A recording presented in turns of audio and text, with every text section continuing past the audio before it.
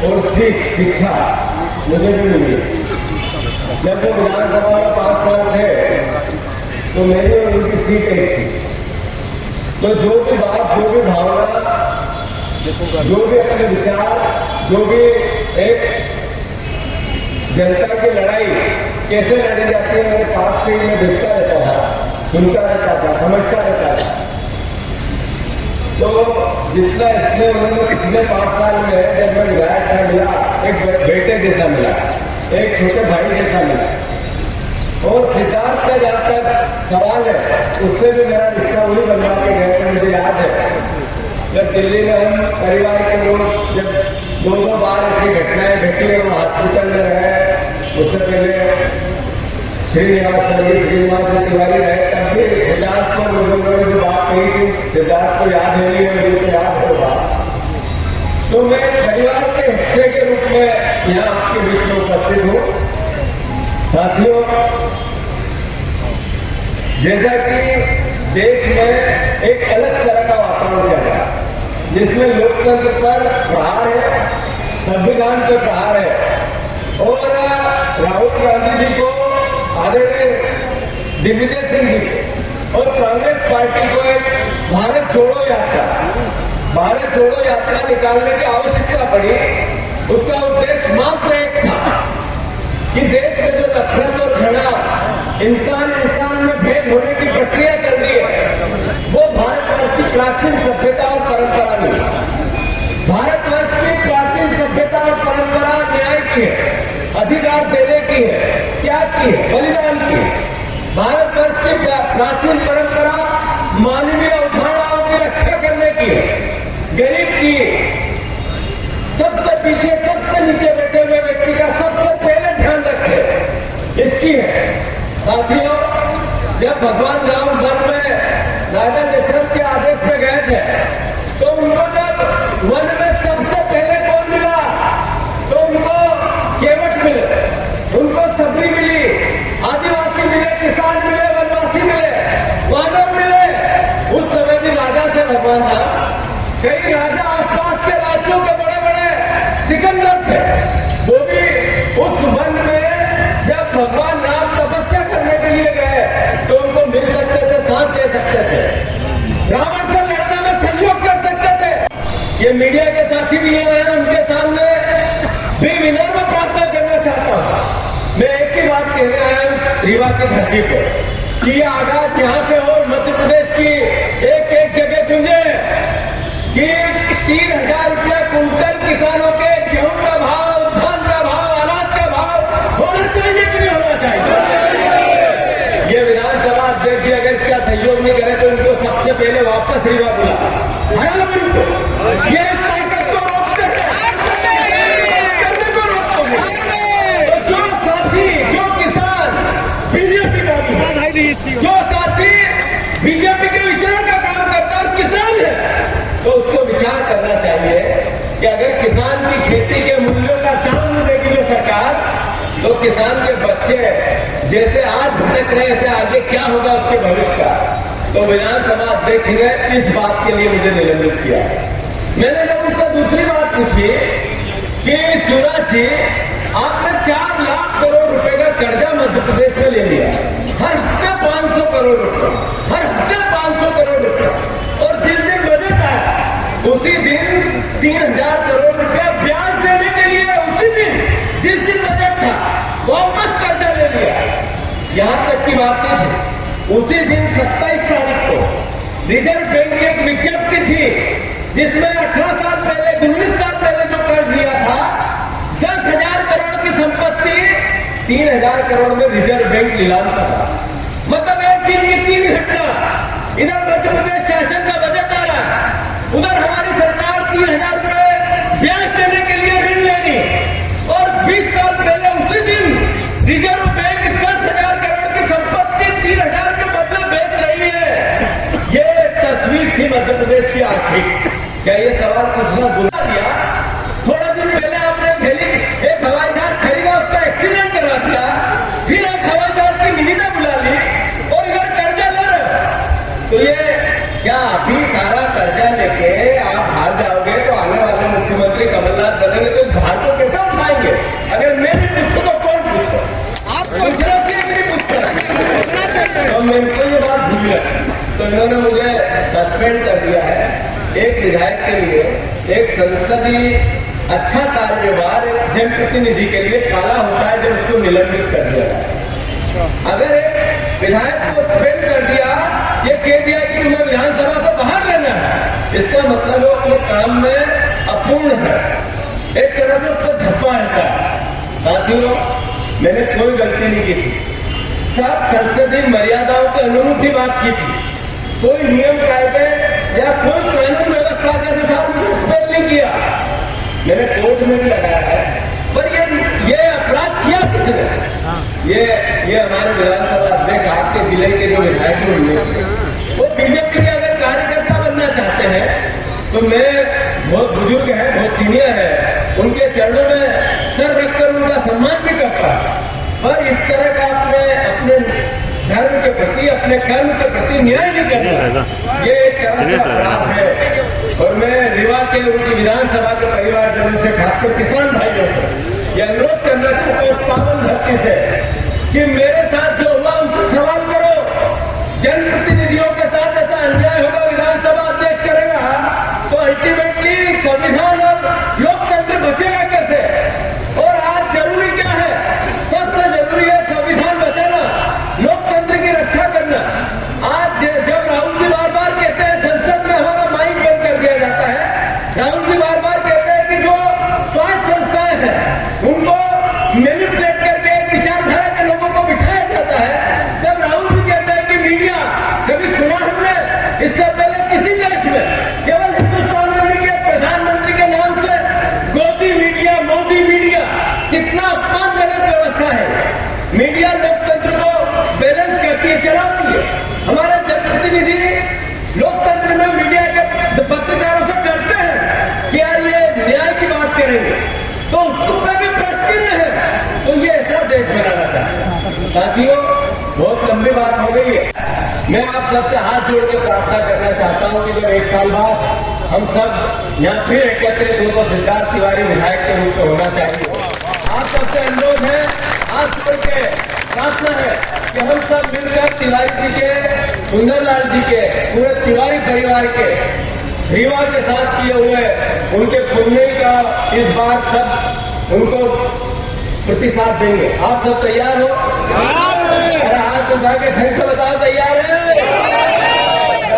पेट छू के सबको आशीर्वाद दो। आपको पावन भूमि है और आज जिस दिन हम एकत्रित हुए हैं स्वर्गीय सुंदरलाल तिवारी जी, जो इस देश के समाजवाद के नेता के रूप में, इस देश के अंदर शोषितों और वंचितों की आवाज के रूप में और इस देश के अंदर पूंजीपतियों के खिलाफ खड़े होने वाले एकमात्र नेता जिनको मैं देखा करता था, जिस तरीके से अधिकारों की बात करते थे, जिस तरीके से लोगों के लिए उनके अधिकारों की लड़ाई लड़ा करते थे।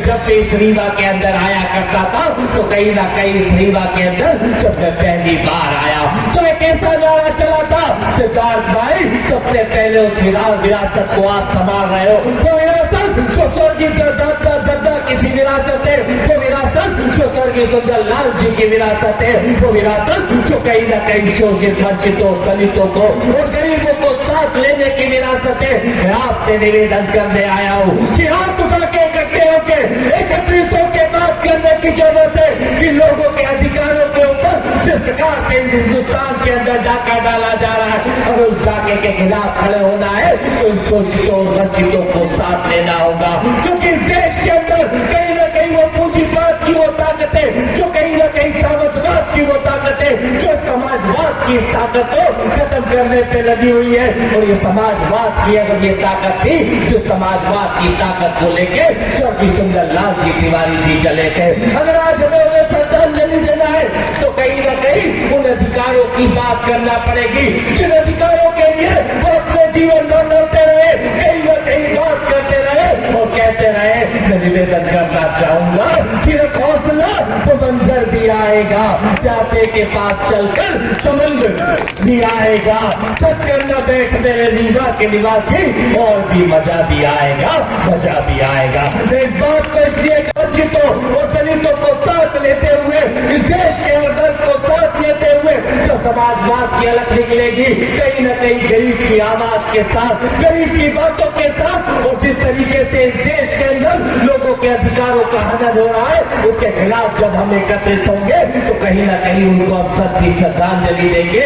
ज्यादा बातें नहीं करते हुए आप लोगों से निवेदन करने आया हूँ, या आप लोगों से हाथ जोड़ के निवेदन करने आया हूँ कि जब जब दादा की यहाँ पे याद आती है, मैं यहाँ पे इसलिए चला आता हूँ क्योंकि लगभग 5-7 सालों से लगातार कहीं न कहीं एक कार्यक्रम में मेरा हमेशा 17 सितंबर को आना हुआ करता था। इस बार से नहीं आ पाया, मेरे सुंदरलाल जी की पुण्यतिथि के उपलक्ष्य में इसलिए मैं आया हूँ, मैं निवेदन करने आया हूँ कि हमें उन लोगों को सच्ची श्रद्धांजलि देनी है।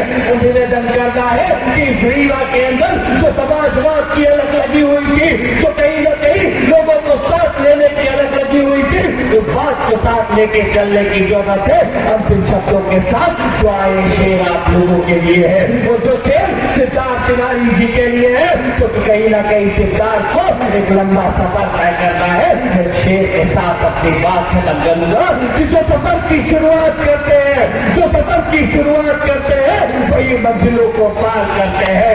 आप चलने का हौसला तो रखिए, आप जैसी विरासत का तो रास्ते भी इंतजार करते हैं, रास्ते भी इंतजार करते हैं। और रास्ते इंतजार कर रहे हैं कि उतार एकत्रित हो और लोगों के साथ एकत्रित होकर उनके अधिकारों के लिए लड़ाई लड़ो।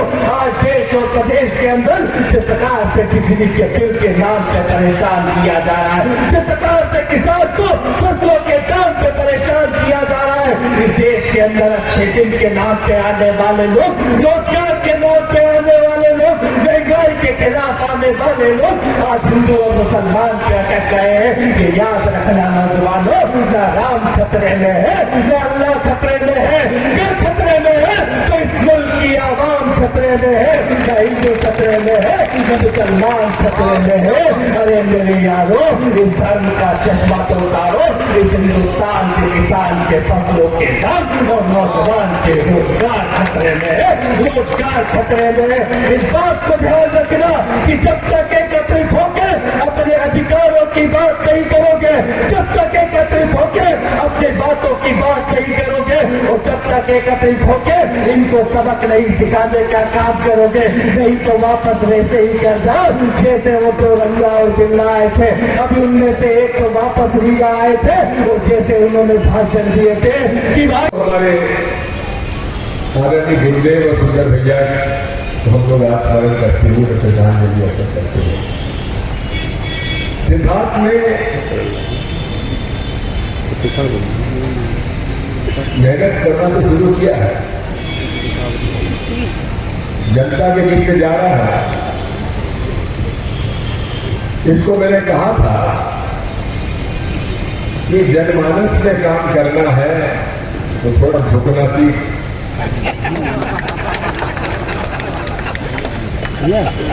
क्योंकि श्रीनिवास तिवारी जी का जमाना दूसरा था, वो किसी के सामने झुकते नहीं थे, झुकाते थे।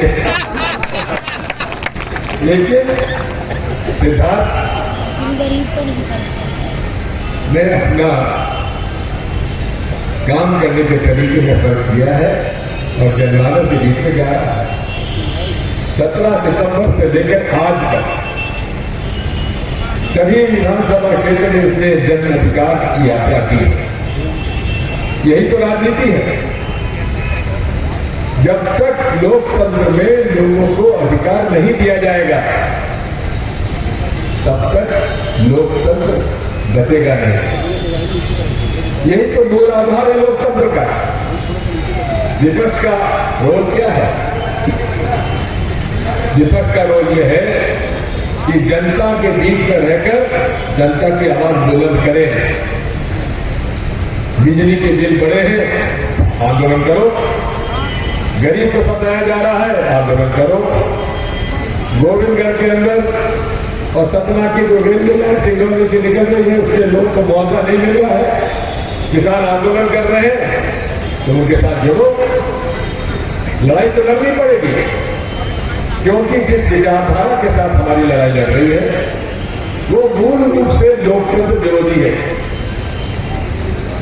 और जन अधिकार के विरोधी है, वो स्वयं को अधिकार देने के पक्ष में है। और यही नरेंद्र मोदी जी कर रहे हैं कि वो सारे अधिकार अपने में समेट हैं। ये लोकतंत्र नहीं है। लोकतंत्र वो है जो सत्ता का विकेंद्रीकरण होता है।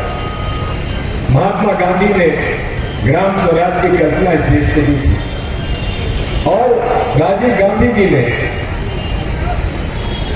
लोकशाही को और आगे बढ़ाने के लिए पंचायतों को नगर पालिका नगरों के लिए संविधान में परिवर्तन किया 73वें 74वें संविधान संशोधन में। और उसी के आधार पर हम लोगों ने इस प्रदेश में पंचायती राज लाए और जनपद पंचायत, जिला परिषद और ग्राम पंचायत, नगर पालिका नगर निगम को अधिकार दिए। तिवारी जी और अब्दुल दिल्ली की पट्टी नहीं थी,